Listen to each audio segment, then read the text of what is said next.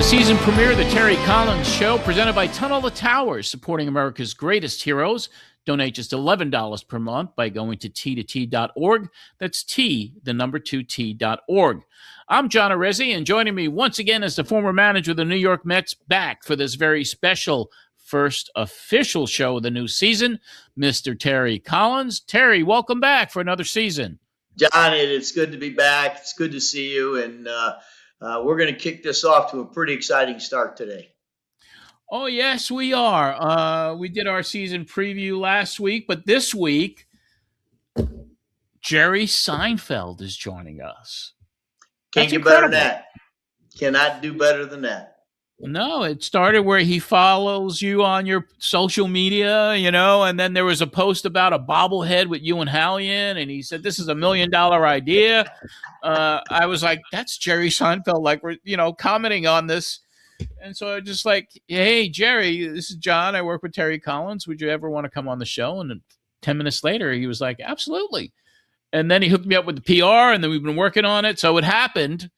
So today's the day, and I can't wait to get into it with Jerry Seinfeld in just a few minutes here. But you've been a pretty busy guy. You actually spent time with Frank Siller a little bit this weekend as well. I did. This weekend, we had 2 golf outings down here in South Florida, and I will tell you, we played, a course called Seminole, which is probably one of the top 3 courses in America. Frank got one of the guys who is a contributor to the foundation, asked Frank to put some guys together and come on to Seminole and play. Absolutely magnificent golf course in the absolute worst conditions you could possibly play. It was 35 to 40 mile an hour winds and rain, but the course was so beautiful and they were so hospitable. It was worth being soaking wet at the end of the round to do it. And then we did the Tunnel of the Towers celebrity golf down at Trump International, which is an absolutely gorgeous course, and had a great time. And Frank's Frank, as you know, John. He's people just want to be around him. They want to talk to him. And I had breakfast with him, and he finally said, "Yeah, I'm going to have to quit eating. I got to go talk. I got to go visit the people because they kept interrupting his breakfast." But he's a delight, and so I'm really happy for him. Well, yeah, and they're doing amazing things as they do all the time and every single day. So we'll be getting more into what Tunnel is doing right now later on in the show. But before we get to all of it, we also have a leadoff segment, which we do each and every week. So we're going to bring on Laura Albanese and Sal Licata. But I think for this first show, I think that we have to start it off with Jerry, right? So no question. We're going to go to the first Talkin with TC of the season. Here is Terry Collins, myself, with the one and only Jerry Seinfeld.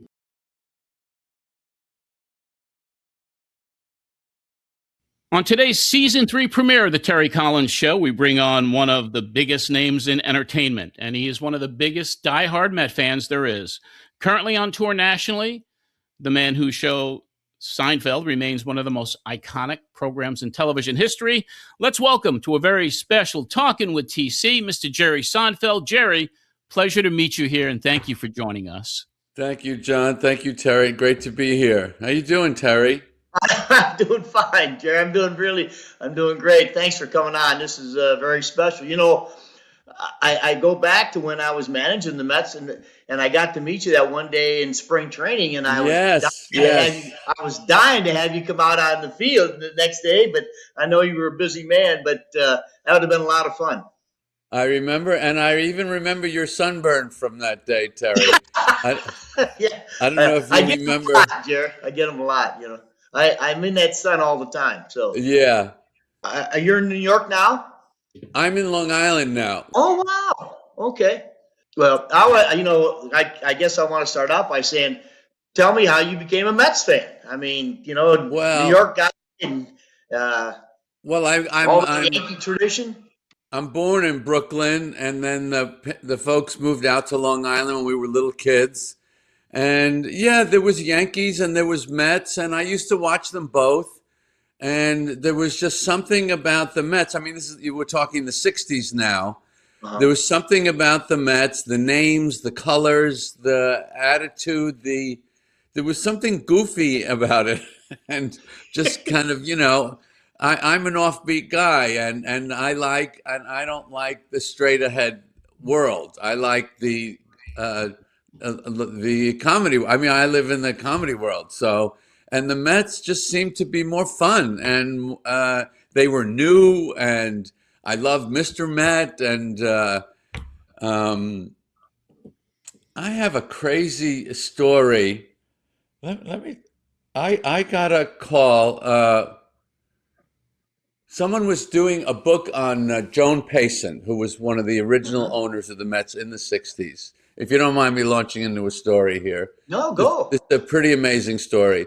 So they were doing a book on Joan Payson and asked if I would be willing to contribute or talk to them about Joan Payson. I said, I was a little kid. I never met Joan Payson. There's really nothing I can contribute to this. Thank you for asking. And a few days after that, my sister, who's also my business manager, was talking with the Mets about I have a season box there, and we were making a deal to do the season box of me to go in the booth sometimes. And, she helps me deal with a lot of things. So anyway, they worked the whole thing out, whatever it was. And they were so appreciative of my sister helping them. They sent her a big, one of those fruit baskets with a bunch of stuff in it. And she wasn't home, and it went to the people that lived across the street from her. They said, would you hold this? It's for your next door neighbor. And she, so she got home and she saw the note. She walks across the street, and the girl says, I think someone left me a fruit basket here. It was from the Mets front office. And she said, yeah, oh, thanks. She said, and had all this Mets stuff in the fruit basket, whatever it was. You can imagine. And the girls her neighbor said, oh, this is so cute, all this Mets stuff. My grandmother was Joan Payson. No. Which my sister never knew. Of course, such a thing would never come up. So her next door neighbor, who took this fruit basket from the Mets, says, and 2 days earlier, I get, these kind of things happen to me all the time, but this was one of my real world champion crazy coincidence things. So the woman says, my grandmother was Joan Payson. She used to own the Mets. So of course, I'm getting tingles just telling you this story. And then of course, I said, of course, let me contribute to the book. It was like a message, you get these things happen in the universe, And so I don't know what I did. I talked to them about Joan Payson, whatever I remember. She was just this cute little old lady. Do you remember her at all, Terry? I just remember her name, Jerry. I didn't, when I got involved at the major league level, they had been sold many times, but right, I'm a baseball fan also at heart, so right. I know the Paysons. I remember the Double Days and all those names, but I didn't get to meet those people. Right, but isn't that pretty wild? That's a wild, especially when the neighbor had to know that was your sister. And your affiliation with your love for the Mets, not to bring it up. I mean, it's incredible. Yeah, no, she never thought to bring it up. I think, and it was her grandmother. Oh, I'll be darned. So Jerry, growing up, following the Mets, who was your favorite Met? Oh, Seaver? Tommy Agee all day long. And I did a show this past summer. I'm going to go get this and show it to you because it's right behind me. I have a little shrine behind me. Those are, I don't know if you can see, these seats. These are box seats from the Polo Grounds that I bought on eBay. It's 3 seats. And I have all my, I made a little shrine there from my first pitch that I threw July 5th, 2019, where I threw a strike. And from the rubber. Have you ever seen this pitch, Terry? Well, I want to see it. Do you have it? No, I don't have it, but it's on YouTube. We'll put it in the show. We'll put it in the show. Okay. All right. This is the greatest moment and of my DeGrom life. was pitching that night. That's right, he was. And I just put on any Mets shirt I had, happened to be a DeGrom shirt. But anyway, so I did a show this summer, and this guy, for whatever reason, the guy wanted to give me something special, and he got me Tommy Agee's bat from the 1969 World Series. I'm going to get it for you right now. My gosh. Yeah. Oh, this is too cool. That's a memento for sure. This is too cool. All right, here it is. I mean, I get a lot of crap. You know, when you're in show business, people just give you crap, and you just don't want any of it. But this was the greatest. Let me see if I could get this up here. I can't. You know, that's amazing. That's amazing. This is Tommy Agee 1969 World Series. Jared, champs, right? World champs. How did you get this? Because I can't believe the Mets. I don't know how he got it. I don't know. Wow, that's crazy. Hey, listen, March just found the clip. If you guys want to see it, the first pitch. Yeah, I want to see it. Let me see it. Go ahead. Bring it up. Did you warm up before you threw it? Chili Davis insisted I warm up. I didn't want to warm up. I said, "Oh, well, warm up for what? It's a ceremonial pitch. Who cares?" He goes, "You better warm up." Okay. All right, let's get it. I play with my kids all the time. Ladies and gentlemen, please direct your attention to the pitcher's mound for the ceremonial first pitch. Can I talk over this? Yes. Yeah. Okay, so Terry, you're going to watch now. I'm going to do a tribute to Turk Wendell. No kidding. Who played for you. And who's one of my favorite people on earth, too. Oh, really? Oh, with God. the crazy shark teeth. Oh, yeah, Here's my tribute to Turk Wendell.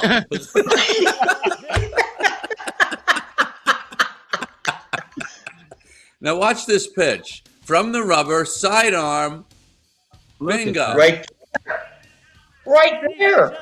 Jerry Seinfeld. Yeah. Wow, you didn't even warm up? I did warm up. I warmed up with Chili Davis. Oh, that's right. Yeah. So, Jared, when I managed the Angels, Adam Sandler came out to throw the first pitch out. He threw in the bullpen underneath the stadium for 30 minutes because he wanted to throw from the rubber. And I said, just throw it in there.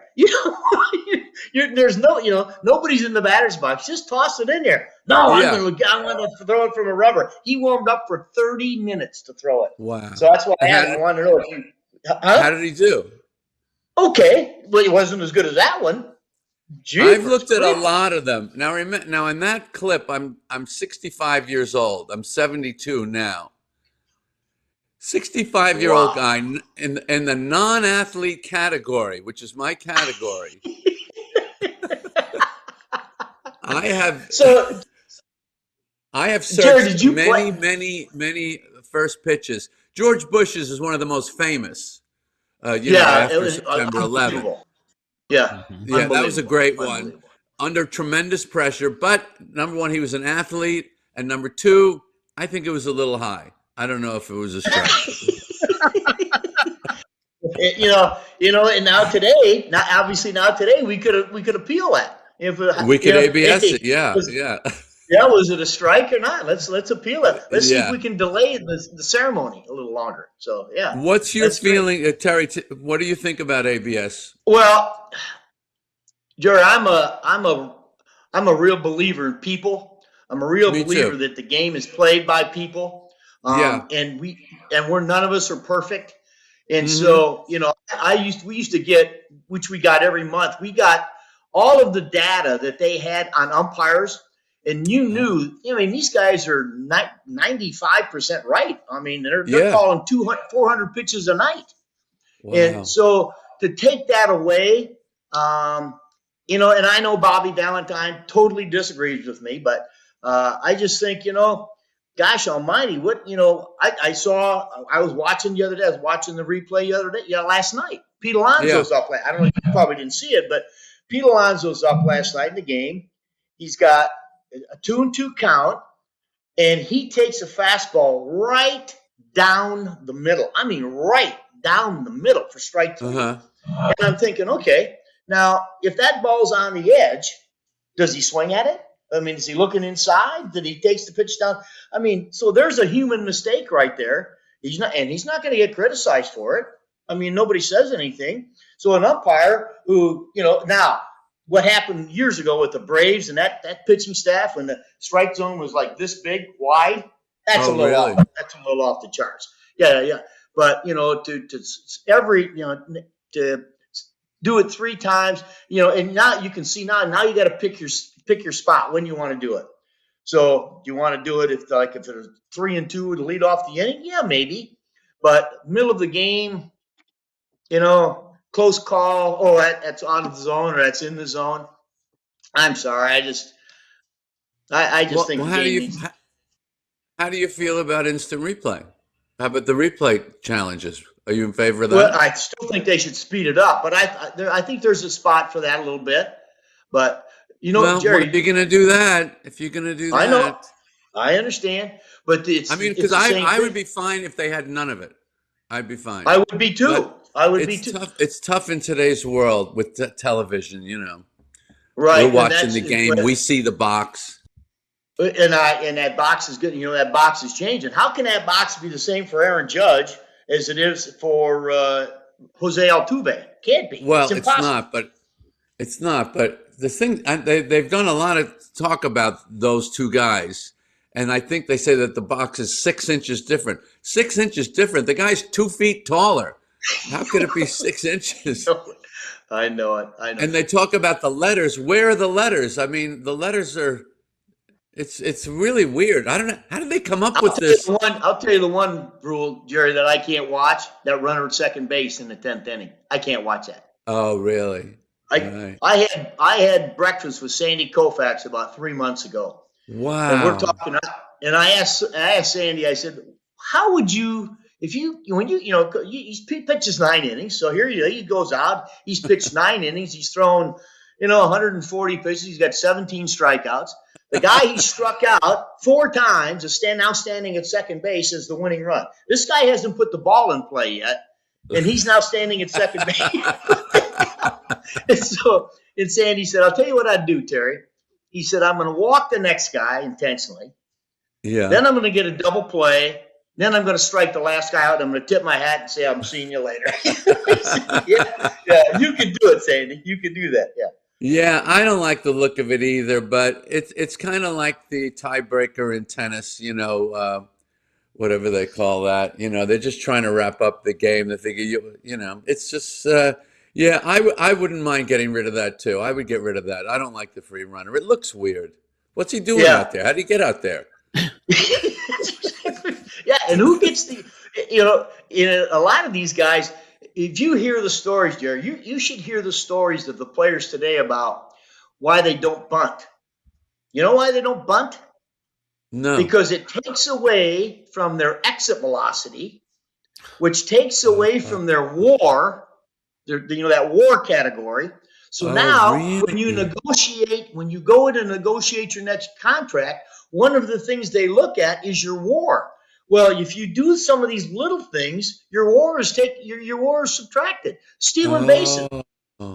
If you steal base and get thrown out, it takes away from your WAR. I mean, I've heard some of the craziest things ever. Right. Yeah. So here's what I'm curious about with Terry Collins, because here's what I remember. One of the things I remember the most about Terry Collins. I loved your years with the Mets. I thought you were a great manager, a great guy. You were a great leader of the team, and all the Met fans I know very fond of you and your years. One of the things I remember you saying, one of the things that really got me into baseball on another level when I was in the 80s, when I was younger and I was on the road all the time, touring when comedy really took off in the 80s, and I was lucky to be a part of that, is baseball players have to play at a very high level every day.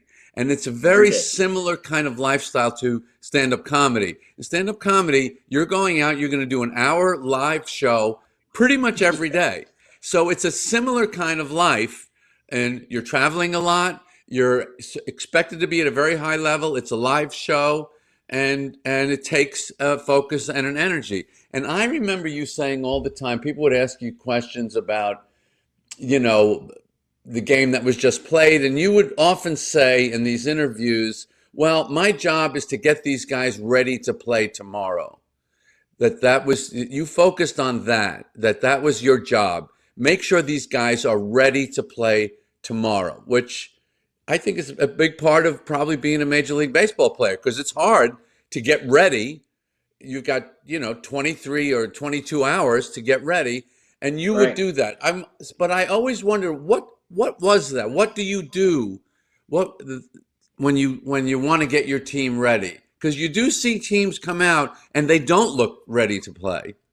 So Yep. what does that entail, would be my question. Well, I appreciate the compliment, Jerry, but I will tell you, there's a lot of days that, your team didn't look prepared, and I took that personally. I really did. And I got criticized for it because I'm a really intense guy. When you're my size and you had to compete against these guys who were probably bigger and faster. And, for me to compete, I was pretty intense. So when it came down to that kind of how do I get them ready? When I came to New York, there wasn't one day where I thought, you know what, I need to talk to so-and-so. He looks like he's getting a little fatigued. And I'd call him in. It didn't matter who it was, whether it was David Wright or Justin Turner or who it was. But I wanted to make sure they knew that, hey, look, I'm thinking about them. And, hey, do you need a day or not? Because I need you to be ready for tomorrow. Today's over. We can't worry about what happened today. And I think that kind of helped them a little bit, because I put them in being part of the process, and part of the decision. And so the next day they were ready. And there'd be a day, Jerry, I will tell you, there'd be a day like, and David's the perfect example because he never wanted out of the lineup. But Right. I would say, hey, look, I got to get you a day off.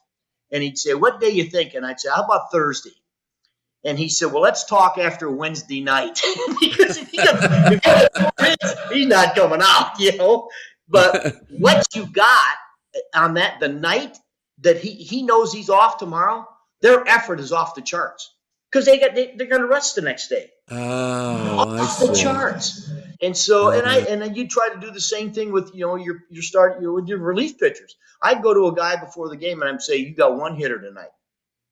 One hitter. Right. And so now they come in and it is balls to the wall, man. They know this is the only guy they got to get out, and they get themselves ready for it. So that's kind of how That's very interesting. Well, it's a little similar in my racket. If I have a 4-show weekend, 2 Friday, 2 Saturday, I got to hold a little reserve in each show. But if I'm going out to do 1 show Saturday night for the week, once again, it's a different level. You're going to a different level. Yeah. Yeah. People that, like yourself and Major League Baseball players, that's intense, man. I mean, people think this is easy. Oh, it's, they're talented. You're talented. You're a funny guy. It's not easy. You got to, everybody, I used to tell all the people, these guys have lives too. They had an argument with their wife, or they had an argument with their girlfriend, or their kids are sick, or, all sorts of, somebody backed into their car. I mean, all that stuff affects them as it does much as anybody else.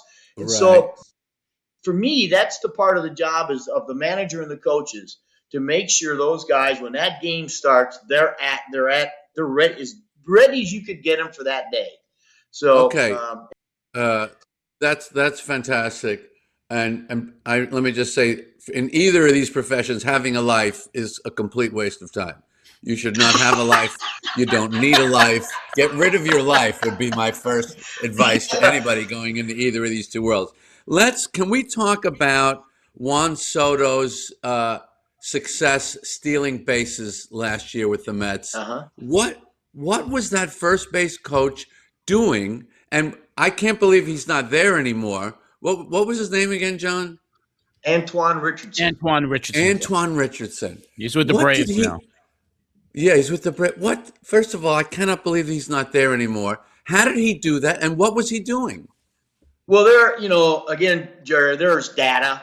Obviously, we can break down every pitcher move to first base for the entire year if we want to. We've got staff to say, hey, look, I want John Smoltz. I want to see every time he's thrown over to first base.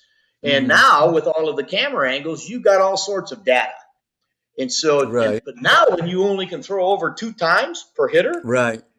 I mean, that's a goal. That's Ricky Henderson would have stole 750 bases for I mean, or maybe a season. Who knows? I mean, Right. that kind of data is invaluable. Plus, I think Juan found the freedom to run. I don't think he was blocked. I really believe. I believe Carlos Mendoza said, "Look, when you get on, you get the green light. You want to go, you go." And now, all of a sudden, with help of the first base coach who's studied all this stuff, he may say, "Look, this guy has never thrown to first base after a changeup." Just as an example. So you peek in, or nowadays with this new thing, you can't pick up the signs like you once could have done on the bases. But Right. I just think he found the freedom to run and wanted to run, and then got caught up in it because he was having such great success. Did you see last night that somebody got thrown out at second, and I think Gary Cohen said it was the first player to get thrown out by the catcher on the Mets in like 102 stealing attempts. 102 in a row. Yeah. It's crazy how much this game, to me, the magic of baseball is, as much as they mess with it, it's still this amazingly beautiful game. No matter how much it's screwed around with, it's still baseball, and it's still incredible. It's so durable and impervious to all the meddling that goes on. I mean, that is a lot of meddling that you can only throw over 2 times. That's crazy. You're I know. totally changing the game. They're changing the game, Jerry. I talked. This has been a number of years ago now. But one night I was talking to somebody, and they who was in the front office, in the commissioner's office, and they were talking about moving the mound back so there would be more offense because the pitchers were starting to throw so hard that let's just move the mound back 6 more inches. And so it takes that much longer for the ball to get there. These guys that are throwing 100 and 101 now the hitters have a little bit more time to get the bat to the ball. And I'm thinking, let's just play the game that we all grew up watching, for heaven's sakes. Have you seen the thing? Have you seen the thing that that second base has not been in the right place? That they had to move it? No. Yes. No. For decades and decades, second base was not inside the diamond. It was a little outside the diamond, and they moved it a little closer. Have you seen that? Did you see that item, John? No, I did not actually. Yeah, look it up. It's I pretty haven't. amazing. I haven't seen that. I haven't seen. Yeah, Oh my God! maybe it was fake. Maybe it was fake. I don't know. Who knows? You don't know. Remember when the internet, you could believe it? That was about 24 hours. No, I don't. I don't remember. You can't. Yeah.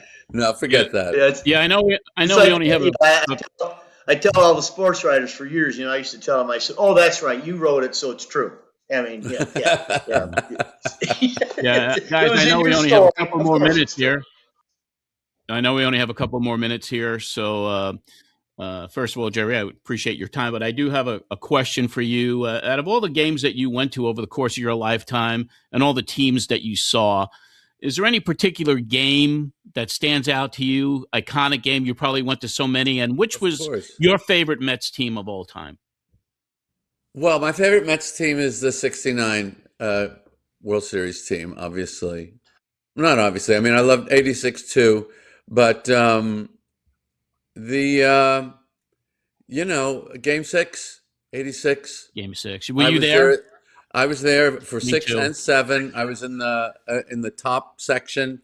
I had flown from Montana that day, like 4 flights to get there. Yeah. And I remember sitting at Shea Stadium, and the place was empty. And we were still sitting there going, what the hell just happened? How did they win that game? 2 outs, 2 strikes, nobody on base. The World Series is over. And then all of a sudden it wasn't. That you can't beat that moment. I was there for Endy Chavez's catch and left. Me too. I was there for David Wright's homer Terry in 2015.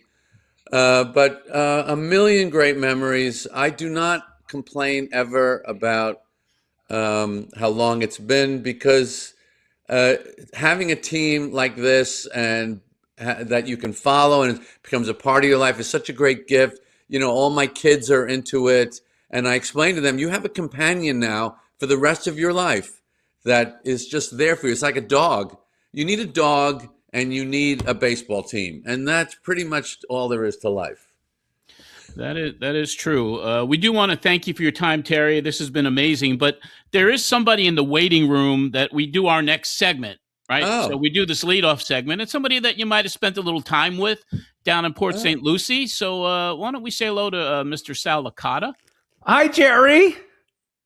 Oh, my God. You two, I didn't think I was going to get a chance to talk to you guys. I had the greatest day of my life in one day. I sat with Jerry for 5 innings during that game, and then I went out with TC for dinner and drinks, and I woke up, I didn't remember what happened that night. It was a tremendous, tremendous night. By the way, I was just looking up that second base thing. I don't know where you got that from, Jerry, but I have not heard that either, that second base thing. So, forget it. Just cut that out of the show. That was ridiculous. There you go.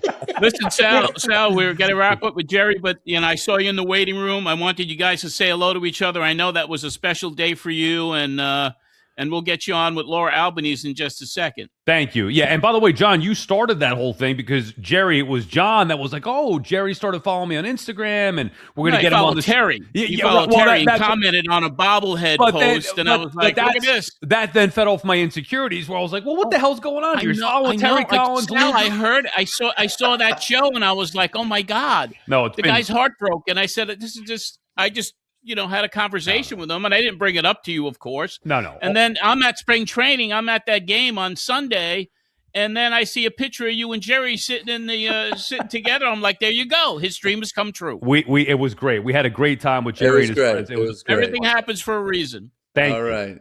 All right. Listen, thanks, Al. We'll talk to you in just a couple seconds here. Okay, thank you. All right, thanks.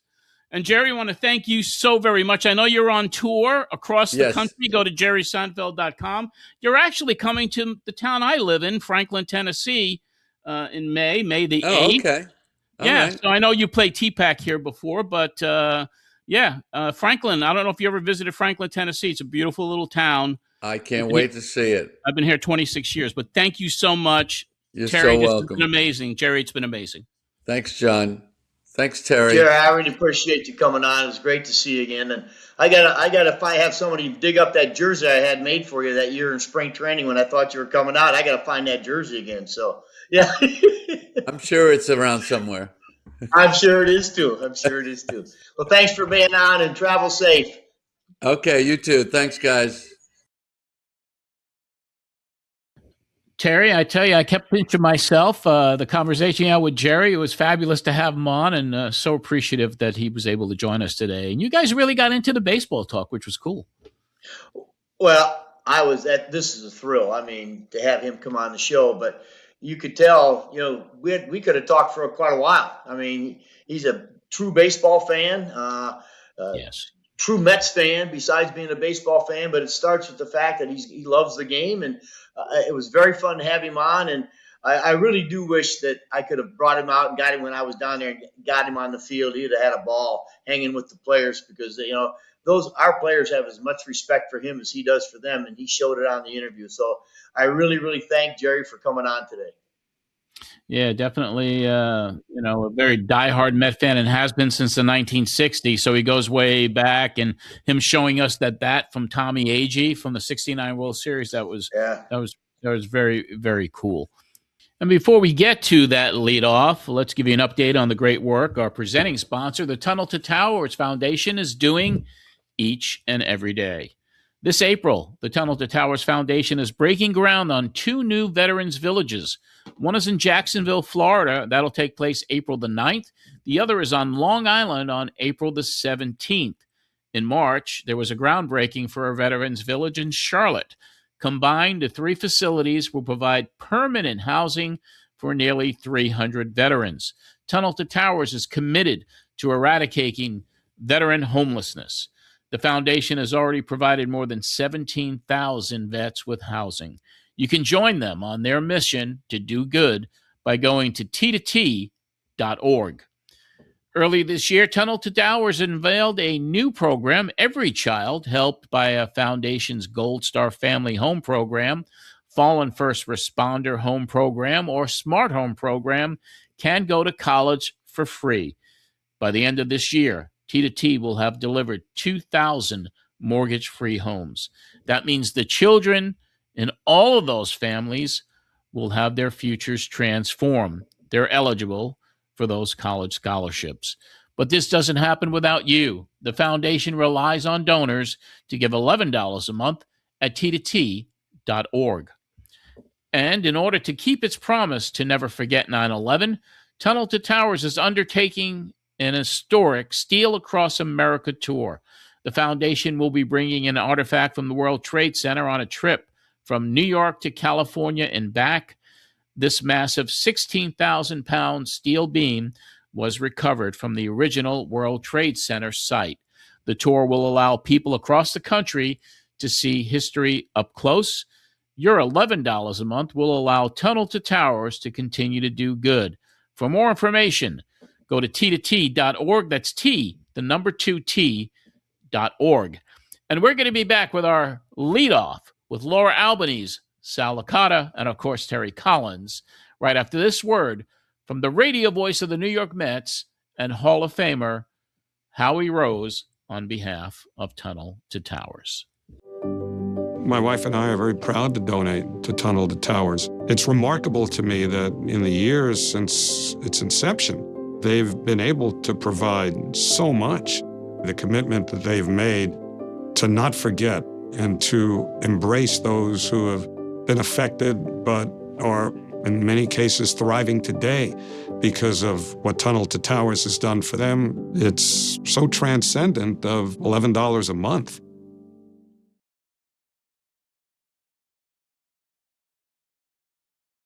All right, now it's time for the first leadoff of our new season 3 of the Terry Collins Show, and it's always a pleasure to bring on Laura Albanese, who joins us now, and also we're going to introduce our friend Sal Licata, who's making his very first appearance here on the Terry Collins Show. You and Terry go back a long way. But Laura, first, before anything, I want to congratulate you on a couple things as your star continues to rise as a journalist. First, you were voted, I believe, one of the top 10 beat writers with the AP recently. The Associated Press sports editors, top 10. I did not see that one coming, I'll tell you that much. Wow. Well, that was very cool. That's a tremendous honor. Yeah, I did not see it. But and then this past week, you get the announcement that throughout the season, in the 4th inning of all Mets home games, you'll be in the booth with Howie Rose. So this is extremely cool because obviously this is Howie's last season, and I grew up consuming baseball by listening to Howie. So like to have the opportunity to kind of have that full circle moment and just being in the booth with him is great. Obviously, I'm not radio trained or anything like that, but it just like being there is fantastic. Yeah, it's fabulous. And Sal, congratulations to you on what? Getting fired? Thank you. No. Well, you launched the Sal Licata Show. You have the freedom to do whatever you want. You're on YouTube. Your numbers are really, really good in the early stages of you launching your own platforms. And I have to congratulate you on that. I mean, it gives you a lot more freedom, man. I appreciate it. I love doing the stuff at SNY with both Laura and Terry whenever TC decides to fly in. So that's my main thing. And obviously doing the podcast, post radio has been fun too, because you get to take your own content and control in your own hands. So we started up. We're having some fun with it, but it's early on in the process. But thank you for having me. Absolutely. And of course, Baseball Night in New York is a must-see for me every single night, Monday through Friday. And so, listen, you're doing great things, and I know there's great things ahead of you. I mean, regardless of what happened at WFAN, you're a talent, you're a star. You're a little controversial, you're outspoken, you give your opinions, but people love it. What can I tell you? Well, some people. Don't read all the comments. Oh, yeah, there's not 100% of people that like everything anyway. Yeah, no, but we appreciate that. We can all say that. But it's great to have all of you here. Let's get right into it. The New Look Mets is what I'm calling them. Debuted at Citi Field this past Thursday and a few games into the season now. What's all of your assessments of the team? We're going to go to Laura first, and Sal, and then TC. I mean, first and foremost, I like the depth of the lineup. I like the at-bats that I saw. Even when guys were struggling, which obviously I think Bo Bichette was booed in the third game of the season. But opening day, you saw him take some really good at-bats. You see Jorge Polanco, which I thought was really pivotal. He's taking so many walks, and it's allowing Luis Robert Jr. to get more comfortable. This is a guy whose entire career, even in his all-star career, was a very free swinger. To have a guy like Polanco hitting ahead of him gives him a lot more information. At least that's what he says, and it's allowed him to chase less, which could really bring him to new heights if he stays healthy. The defense, for all the talk of run prevention, the corner defense has been a little bit of a question mark early on. Bo Bichette is definitely still getting his legs out from underneath him. Jorge Polanco, sometimes, you don't see necessarily the instinct, but they're confident that will come with time. So we'll see what happens. So far, it hasn't cost them too many runs, but might be a pivotal time in this season where that's going to be a question mark, and people are going to go back and look at David Stearns and said, well, what were you talking about when you said run prevention? I love this team. I'm with you, Laura, with the depth of the lineup. I mean, we could go back to 2006 where they had a loaded lineup. We could even go back to last year where we thought going into the year that lineup was going to be the best lineup since 2006. But this year it's real because when was the last time you saw a Mets team that 1 through 9, everybody that steps into that batter's box has the potential to go deep, a threat to hit a home run? I don't recall ever seeing that. Now, most of the years watching the Mets, obviously, a pitcher was hitting ninth. But still, even with the pitcher there, the fact that 1 through 8, 1 through 9 in this particular case can step into the batter's box and be a threat to go deep, I love that. It's very early through the first 4 games. We've seen some good, we've seen some bad, but they seem to be a deep team. You saw that on display in Game 1 in St. Louis. I like the way that Mendy has used his guys so far. Very, very early on, but this team needed a change. They made those changes, and I love the depth, not only in the lineup, but also the versatility that they have, TC, where Mendy can use multiple guys for multiple things throughout the course of a ball game. Yeah, I think it's great. I think what they've done a nice job. I mean, I've watched, I think, just 3 of the games so far, but I thought the first game I liked a lot of the at bats. I love the fact that they walked 8 times, even though some of it's got to be attributed to the fact that they didn't face very good pitching. But they still made the guy work, and I think that's huge. It's huge at the major league level because pitch counts are such in play now. You're going to run that starting pitcher's pitch count up, and you're in the next thing you know, you're in the bullpen, which is where you want to be. So I really thought that is going to be good. I do believe what you're seeing right now at first and third is the fact that those positions are not as easy as everybody thinks they are. That I told you early in spring training, the theory of putting the fat guy at first base, that's out. I mean, that guy handles the ball more. The only other guy that handles it more is the catcher. So I think it's an important position. I think because the Mets had arguably one of the greatest third basemen in the history of the game playing third. He made it look easy. It's not easy. That's a tough position. But Bo's athletic. I like the fact he's so accountable for what doing what he said. But I also know I've also talked to enough people that said he's going to work at it. Believe me, he'll be out early. He'll do whatever it takes to be good at that position, and I think that's a plus. Yeah, I have to agree with Bo. I mean, I got a chance to really see him almost every game when I was doing a podcast with John Gibbons in 2022 and 2023, and he was always impressive. He's a hard worker, and I think he's going to be just fine. The other thing that's really impressed me, and we got a clip, and I want to get all of your viewpoints on this. I mean, this guy is so transparent, and he was so honest, and that was kind of refreshing for somebody like me to see on the screen about him taking accountability for even the fans getting down on him a little bit. So why don't we go to this clip from the post-game conference from the other day, just to see how Bo reacted to a couple of the questions, and then we'll get everybody's opinion on the other side. Did the booze catch you off guard at all, or kind of come to the territory at this point? No, if anything, I thought it took too long. But I mean, I get it. I thought my bats were terrible too. So, you were ever booed in Toronto? By random fans here and there. Yeah. Oh, that feeling of wanting to have a moment. When did that start for you? When did you start to want that feeling? From the day I signed. I guess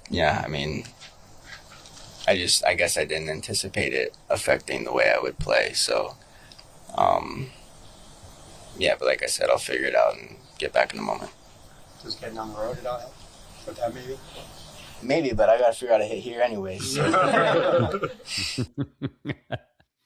I mean, that was great. Terry, do you want to weigh in on somebody like a player that you manage, that's for what you're example? supposed to do. Yeah. You know it's going to come. That's the thing. Everybody, and Sal and I have talked about this a lot, but everybody thinks about these players aren't aware of what's going on. They're totally aware of what's going on because it's put in their face. Here's a guy who stood up in front of the TV camera and microphones, and he said, "Geez, what'd you think about being booed?" He knows he got booed, and so how did he handle it? Hey, yeah, I guess I would have booed me too if I was a fan because. He knows he's a star. He knows that he's a huge, integral part of this team, and he's off to a slow start.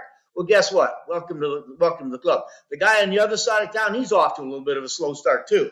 So, but we'll see what happens after game 95 when this guy's got 95 or 100 RBIs because he keeps looking up and there's two guys standing on base when he comes up to hit. So he's too good an offensive player. He's going to be fine, but I love accountability.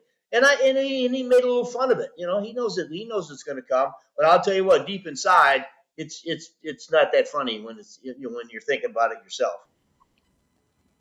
Yeah, I mean, I also enjoyed kind of the humanity of the moment. I had written about it a little bit in today's newspaper. We're talking about, we're so used to these huge contracts that we don't think twice when a guy's paid $126 million. We don't think twice when a guy is paid $765 million. The truth is, when he said he started looking for that moment when he signed that contract, he feels the responsibility of that contract. These are human beings. I mean, and so when you look at Bo and you look at his accountability, his professionalism, but also when you look at the way that he has struggled, it's so atypical to who he is as a player. This is not a guy who strikes out a ton, and he's striking out a ton early on. He already had, 8 strikeouts, I think. So, I mean, and his response was simply, I'm going to work harder. All these signs point to, I feel like a player, again, it was 3 games after that interview. All these signs point to a player that's going to thaw out. He just has to get acclimated. He has to get comfortable. I mean, people were screaming from the rooftops last year when Juan Soto had a quote-unquote slow start, and he came 2 stolen bases shy of a 40-40 club. So, I mean, I think we have to take it with a little bit of a grain of salt and maybe just ease up a little bit on some of these outsized reactions when it comes to Bo Bichette. He has looked awful. There's no mincing words. But booing, I mean, I thought that was ridiculous. You could say that, hey, he's looked awful. What's going on with Bo Bichette through the first 3 games?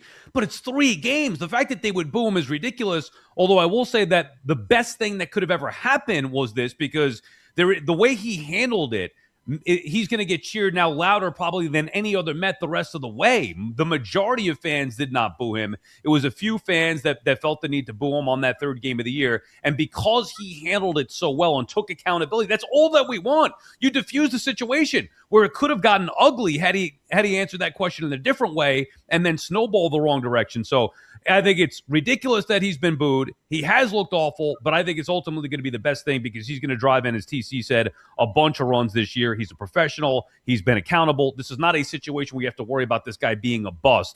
Bo Bichette knows what he's doing, and I love the fact that he handled it by taking accountability and saying, what took you so long? I would have booed me too. Very, very true. I want to get to Brett Baty.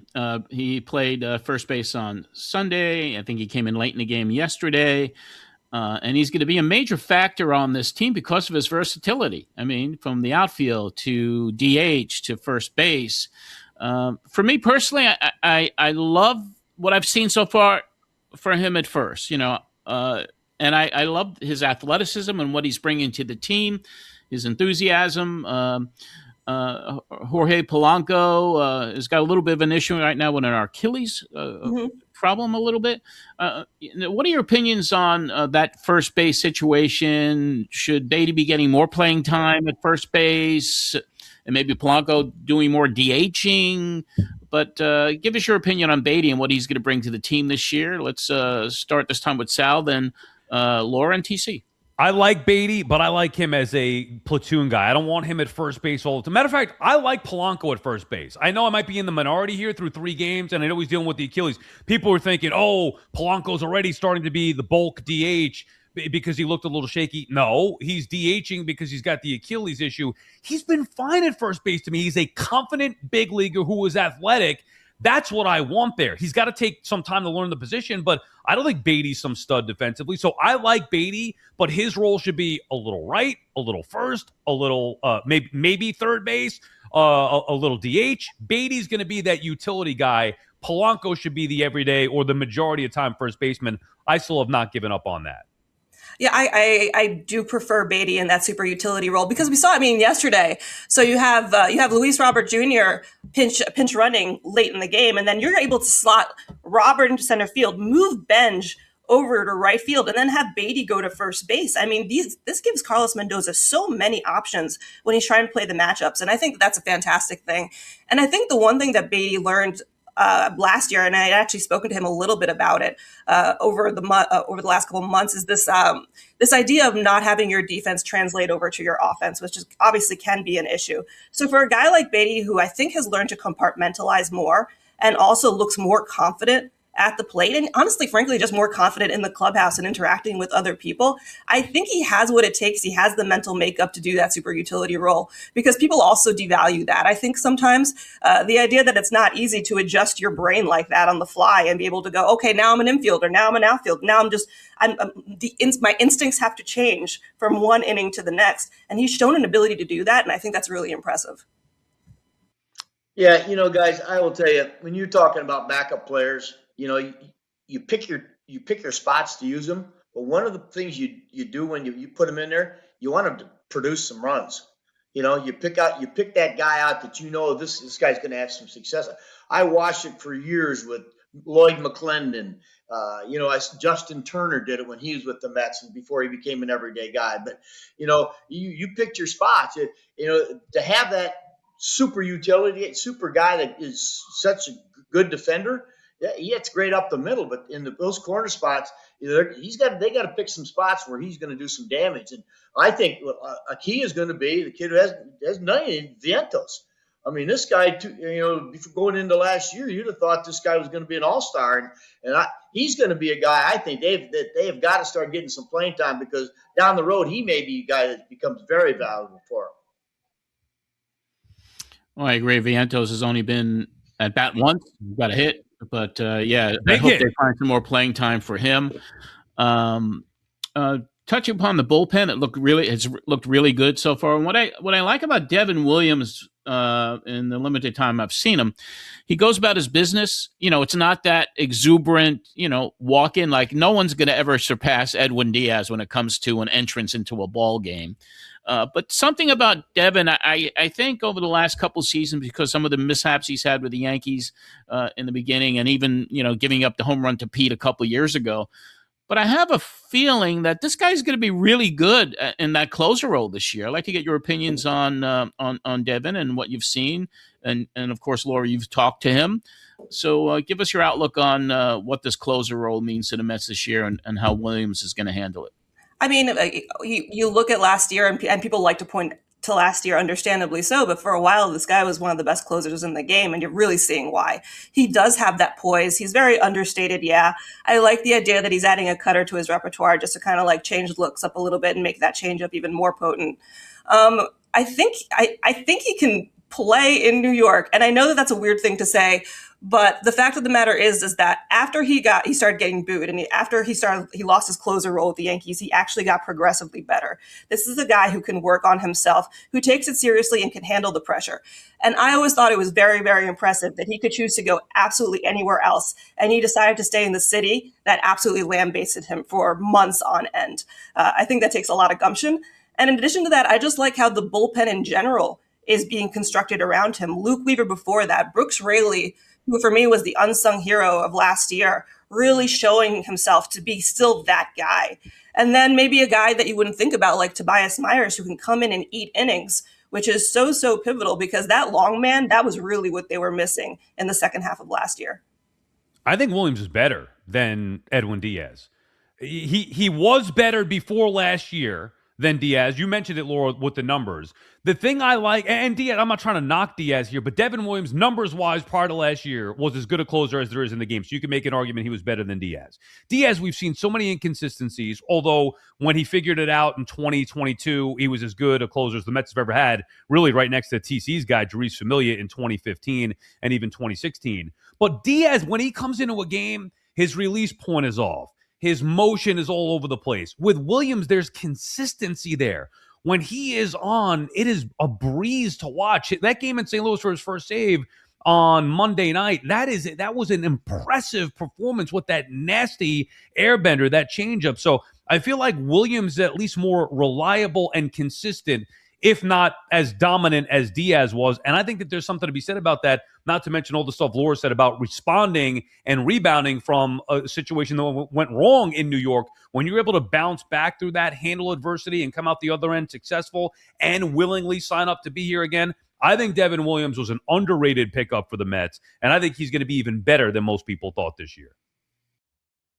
Well, you guys are more familiar with him than I am. That's for sure. I can guarantee you. But I think he felt comfortable with David Stearns coming to talk to his representatives, and because I know David really likes him. I think that helped. And guys, as you know, in the game, it comes down to confidence. And last year he lost confidence, and therefore all of a sudden the stuff wasn't as crisp as you expect it to, because he wasn't having a lot of success. And when you don't have success, man, the natural human response is going to be to kind of back off a little bit. Well, he's back out there and he feels confident with what he's doing, and his stuff's improved. So I hope you're right, because I'm going to tell you, in today's game, and I don't, as you guys know, the way starting pitchers are being used today, I am totally against it, but that's what it is today. So that bullpen has to be good. If you're going to compete and you're going to win at the major league level now, you better have a good bullpen. And it starts at the end. Can that guy shut a game down? And if this is the guy you two think can do it, then I'll have to agree with you. It's going to be great to see how it unfolds. But I was impressed myself. I mean, he looked really good so far. Mets made a move which has not really been talked about a lot, but they just brought back Tommy Pham on a minor league deal, signing him just about a week ago. And Pham, watching him when he was with the Mets a few years back, I loved his intensity. I know he caused a little bit, of havoc when he said that, the team was lazy or whatever as far as their workouts. And you see Instagram posts of Pham running 1,000,000 miles an hour in the gym getting ready. But what impact do you think he will have, if any? Because I know there's also an opt-out if he doesn't get on the roster in a few weeks. So let's get your opinions on Tommy Pham. Was it a good acquisition to bring him in to see if he's going to join a team in a utility role? And your overall feelings about that signing? Laura, I was going to say, why not? Yeah. I mean, I found Tommy Pham to be a very impressive player in terms of his work ethic, as you mentioned, his ability to drive in runs. He has a little bit of power. He can play the outfield, and he does, in his own way, motivate the people around him. Just because he does work as hard as he does, and in addition to that, I mean, it's such a little risk. Yeah. Well, I was frankly surprised that it took Tommy Pham to get a job as long as it did. I thought somebody would snap him up at least on a minor league contract before. He can handle New York. He can handle his teammates. Is he a little bit mercurial? Yes, but that kind of is the name of the game. Tommy Pham has always been the type of person, it seems like, that if you deal with him fairly, he will deal with you fairly. And so when you have a known quantity like that, then that's a little bit easier to navigate. I love Pham because he holds other guys accountable, not afraid to speak his mind, has handled New York, proven veteran. I like that tough as nails edge attitude. I'm with you, John. I like that fire that he plays with. Also, he is break glass in case of emergency. He's insurance for Benj's Insurance and Talkin, who already went down. So now they need a proven commodity just in case Benj can't cut it, or God forbid somebody gets hurt and they need another depth piece. And I think you could do a lot worse than having Tommy Pham on the roster. I think he's good for the clubhouse. I think you trust him in the batter's box to give a professional at bat. I love his attitude. So there's no risk to this move. It's only to reward in case of emergency that you need Tommy Pham. Terry, you familiar with Tommy? And what was your another guy? I don't know. He's got swagger. Except I've always he's got a lot of swagger, and he's he's got a lot of swagger. That's why I and like. his But approach. I just have watched him play. I just have watched him play. He plays with intensity. Yeah. He plays hard. He can hit left-handed pitching. I'm a little surprised. I guess if you're on the outside, you got to say to yourself, why did he take so long to sign? What was it what is it about him that other people didn't see what Lauren and Saul see? I mean, that as you're a manager, you're thinking, God, how can this guy still be out there? Because, gosh, everybody likes the way he plays. Is there something about him? Well, I will tell you, when I've watched him in the past play on other teams, and even when he was with the Mets, I love the way the guy plays. So I think it's a good pickup. Yeah. He's been with a different team like every year, sometimes two teams in a year. But there's something about him and he was so impressive to me when he had that short run with the Mets a few years back. So I do hope that he makes a team. And it's only like if he makes a team, it's only $2.5 million that he's obligated. They're obligated to pay him with some incentives that brings it up over $3 million. But I do hope that he gets his opportunity because he does bring some fire to a team that this year there seems to be a lot of fire in the bellies of these Mets players, and it's a whole. As we started off this segment going, it's the new look Mets, and I like to get as a final segment, a final question for all of you is like these new look Mets, and how do you think by the end of the season they're going to fare? I think everybody has their opinions, but. Sal, let's start with you, and then we'll get to Laura and TC and wrap up the leadoff for this week. I really believe in this team. I like the fight that they've shown already. I love the depth. I love the different pieces, the versatility. I think Carlos Mendoza is the right guy with this group right now. Even with the bullseye on his back, he's out in front talking about the expectations and saying, bring it on. We got a good club. They have all the pieces in place. They have a top-end starter or two in Peralta and McLean. They have the high-end closer in Devin WIlliams. They have the stars in Soto and Lindor, Bichette as well. They have the depth in that lineup. They have the depth on the bench. I have high expectations for the Mets. I had them around 92 or 93 wins, and I think this is the first time the Mets will win the division since you've seen TC popping that champagne, winning the division there. Where'd you win it? Cincinnati, was it? Where you guys won the division? Yeah, Cincinnati in 2015. I think it's been far too long. I think this is the first time the Mets will win the NL East since TC's 2015 team. I am somewhat there. I can pencil them in as a 90-win team. I mean, who knows? Like baseball decides at the end of 162 what they're going to do. I think the Braves are a very good team as well. I do like the depth. I do think Bo Bichette will figure it out on defense. One of the that extra inning win against the Pirates really showed you their ability to come back, which is something that last year's team really lacked. To grind out at bats, the idea of one person picking up the other and nobody has to be the guy because someone else can do it. So you have that depth of the lineup. I do believe in this rotation. I could potentially see, Juan Soto looks so much more comfortable in his own skin. And we saw that from the second half of last year, and it's bleeding into this year. And so when you can have a Soto that's optimized like that, watch out for that as well. The bullpen is impressive. It all comes down to if they stay healthy, this has the potential to be a truly excellent team. I genuinely believe that. Well, I agree with what you guys are saying. For me, I like their starting pitching. I hope they let them pitch because they've already shown you they've gone out there with some pretty good arms and they've got some depth in that. They've got guys. We don't know where Minaya is going to be. Okay, he didn't have a very good spring, but again, you're talking about a veteran guy. When those bright lights come on, some things change. So I hope, I think their starting pitching is going to be the key. As we saw last year, if you run 76 pitchers out there, you're not going to win. I'm sorry. So it's going to start the health of that pitching staff. Because I kind of like what I've seen from the starters. And if they can give them some quality innings where you can kind of piece your bullpen, you don't have to use them 5 innings every night, I think you're going to find that they're going to be a successful club. It's going to be a great season coming up. I'm sure we'll be watching every game. I know you guys will. I definitely will.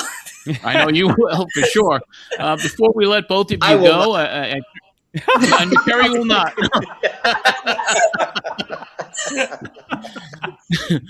We'll keep Terry updated as he's out on the golf course. I'll call you during the day game. Terry, you want to talk baseball? And you'll hang up on me. Yeah, I'll be. I'll be looking at a 14-foot putt for birdie. That's what I'm There looking you go. There you go. There you go. And we all got a chance to spend time with you down in Port Saint Lucie, and Marsh was, our creative director too. But we all had dinner with you. I know, Sal, you got together with Terry and Laura and Andy and myself and my nephew. Your hospitality was wonderful, Terry. I want to thank you. Personally, we spent some quality time, and those were, for me, magical night. Just hanging out with you, talking baseball with Laura and Andy and my nephew, and I want to thank you for that. I know, Sal, you were there by Terry's place as well. There's nothing better. I got friends texting me because they hear me telling some of the stories. They're like, "Oh, I gotta hang out with TC." TC, I'm telling you, my producer said to thank you. We had a great time. You are the best host. It is a dream to hang out with you and just talk some baseball all night long. We had such a blast. And then Laura and I were sharing stories at SNY. She's like, "Oh, you hung out with Terry?" I'm like, "Yeah, you did too." And we were saying how great a time that we had. So thank you. Yeah, it was fantastic. Thank you. Hospitality was Absolutely. It was wonderful. It's and good to also have you just guys being, here. being at the club and you introducing us to your friends there, all different types of personalities. And you were just like, you're like the life of that whole scene down there. It was just wonderful again. So I know we all had a great time, and even and Marsh collectively, and I know, Sal, you had a nightmare getting back to New York, as our producer, our creative director Marsh did. Took him 3-4 days to get back to Albuquerque. So, but we all had at the end of the day, those memories will last forever. Hanging out with TC and everything that we did down there over the course of spring training this year. So before we let you both go, Laura and Sal, let us let our audience know where they could find you on social media, and let's give you some plugs for the platforms that you're all on. Sure. So you can find my writing at newsday.com/Mets, on X at Albanese Laura, Instagram at Laura Wright Stuff, and my podcast, First Time Listener, Long Time Caller, on Spotify and Apple Pods. Excellent. You can follow me on X at @Sal_Licata, Sports Talk Sal on Instagram, Baseball Night New York, 6 p.m. Monday through Friday, a little sports night, and the Sal Licata Show, now available on YouTube, Apple, Spotify, wherever you get your podcasts. All right, it was a pleasure. Great first lead off of the season. Thank you all so much. A really good season premiere leadoff with Laura Albanese, Sal Licata, and Terry Collins. Some good baseball talk there. And Laura's going to be joining us on a regular basis here, and we'll have other insiders joining as well throughout the season. So those leadoff segments will give you the updated and the latest news on what's going on with the New York Mets. This week, we have a new ongoing series that we spoke to you about in our preview episode. It's the Never Forget stories, and we're going to feature Queens native and the man who was on the mound at Shea Stadium on September 21st, 2001, and gave up that historic home run to Hall of Famer Mike Piazza. Here is our first Never Forget segment of this season, and this one features former Angels pitcher Steve Carsey in this edition of Never Forget.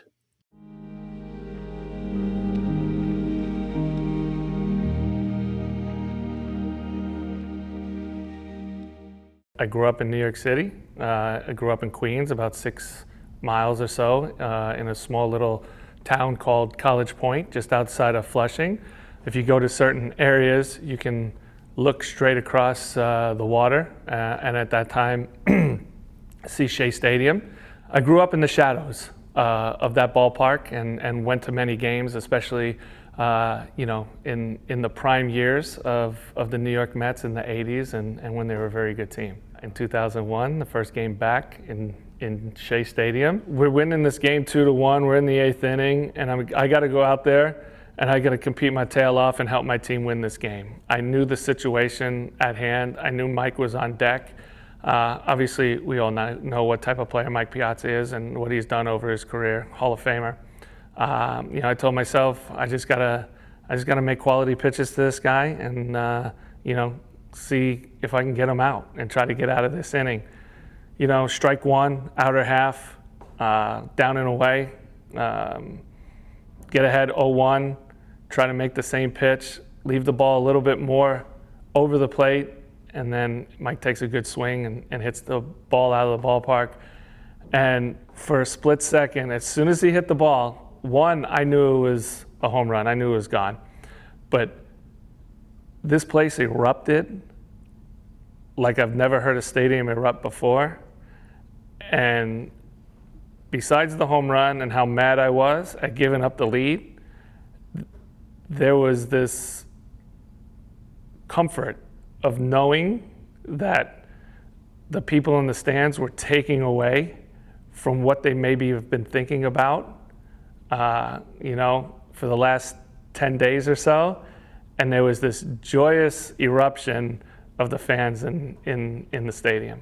Nobody ever wants to lose a game, and Bobby Cox has said this as well because he was managing the club, is that if you're ever going to lose a game, that was one that you might have wanted to lose, So at the end of the day, all being said, giving it up wasn't the greatest thing for me, but it was a really good thing for New York. Come on, folks, let's hear it from 'em. It's my honor and pleasure to be here on behalf of the Tunnel to Towers Foundation and the Silver family to welcome home a true American hero. We're in the city of Chicago today to give away a smart home for a police officer, Danny Golden.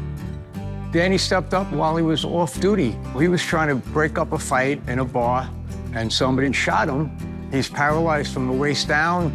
The bullet severed my spinal cord and stopped a millimeter from my heart. I was told I would never walk again. What I did that night was the right thing to do. Someone has to step up. All I ever hear is that he saved a lot of lives that night. My whole life, I always wanted to be a police officer. My grandfather was a police officer. My dad was a homicide detective. I always wanted to walk in their footsteps. I loved it. I loved every part of it. I can't think of a person more deserving of a new house to make his life and his family's life a little bit easier. Hit that button for the elevator to the right. Now I'll meet you upstairs. Oh my God. So big. I mean, the attention to detail it's unbelievable. To be able to have an elevator in my house, I did not factor that in at all. Touch the faucet. Oh, wow. Touch it again. I don't have to knock on the counters anymore or bust my hands going through tight hallways. I think it was like the first week we were home and we were struggling a little bit. Like, God, we looked at each other and we were like, how are we gonna get through this? This house is gonna be such a big help to have him be more independent. Amazing. Still can't believe this is our house and that they did this for us. My future's so bright now. Tunnel to Towers' passion and pride and what they've done for me I could never repay them. It's just unbelievable. By giving $11 a month, you're joining us on our mission to do good. Go to t2t.org to make a positive impact. We'll have an episode each and every week of the Never Forget series, and you could watch the entire documentary. It's out right now. Never Forget How Baseball Helped Heal New York on Fox Nation. You're now able to stream it on demand on that platform, so be sure to check it out, and you too will never forget it. Terry, this season we formed an association with the Coaches Collectibles company out in New York, and of course you were able to meet Dominic, who runs Coaches Collectibles, when he brought you up to New York with Tom Hallion for that very first autograph appearance with you two together at Queens Baseball Convention.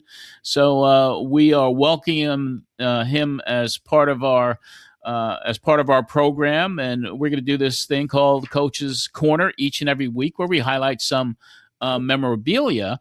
And last week, when we did our preview show, Dominic joined us, and he featured some cool items from the appearance, featuring many signed items from you and Tom. And I tell you, that appearance was wonderful. I mean, and the fans responded in a great way.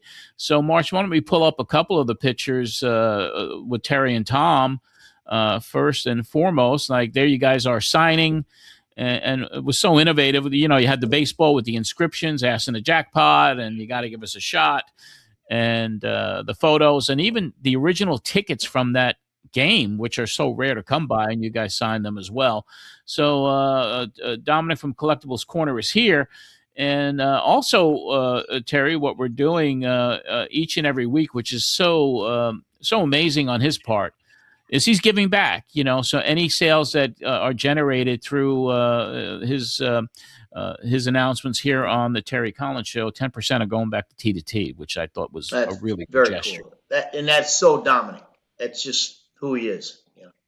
Yeah, you've dealt with a lot of people in the past. I mean, you know, how many promoters are out there with autograph slots and, you know, one-offs or whatever. But this guy is so passionate, and that's why David Wright is, you know, like Dominic is his exclusive guy for memorabilia, and David has entrusted him with personal items.